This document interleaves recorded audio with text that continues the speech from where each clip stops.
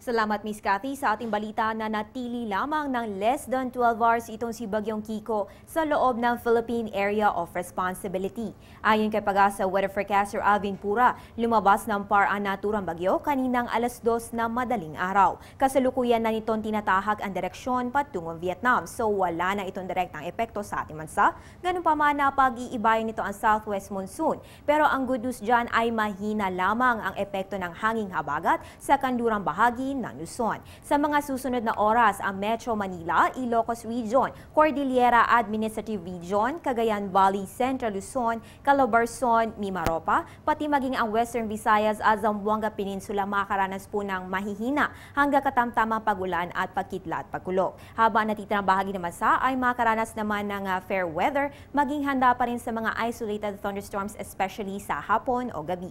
Dagdag pa ni Alvin, bukas magkakaroon naman ng improvement sa ating panahon kumpara sa maulang umaga na bumungad sa atin ngayong Martes. Magbabalik ang ating ulat panahon makalipas ang isang paalala.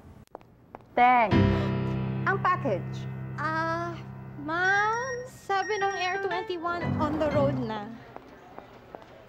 Ano, Teng? Ang package. Ma'am, sabi ng Air 21 na receive na. Okay, very good. Basta padala, sagot ka ng Air 21. May real-time delivery updates via text para worry-free ka. Teng, ang package, napadala mo na? Yes, ma'am, sa Air 21. Sa Air 21, sagot ko, padala mo.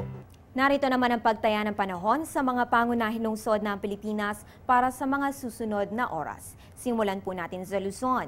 Mataas na dito sa Maylawag City na may 25 to 31 degrees Celsius, habang ang Baguio City ay may 16 to 23 degrees Celsius.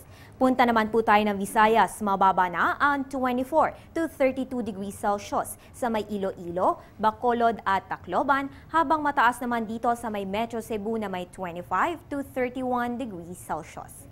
At sa Mindanao, mataas na po sa may Metro Davao na may 25 to 32 degrees Celsius, habang mababa naman sa Cagayan de Oro na may 23 to 33 degrees Celsius. At para naman bukas, sisikat po ang araw alas 5:40 ng umaga at lulubog alas 6:23 ng gabi. Maging una sa ulat panahon, manood ng Panahon TV, ang nag-iisang all-weather related show sa bansa. Alas 5 na umaga po yan, Lunes hanggang Linggo dito lang sa PTV. At yan ang pinakauling balita mula dito sa Pag-asa DOST. Ako po niyo Weather Girl April Enerio para sa Telebisyon ng Bayan. Balik sa iyo, Miss Cathy.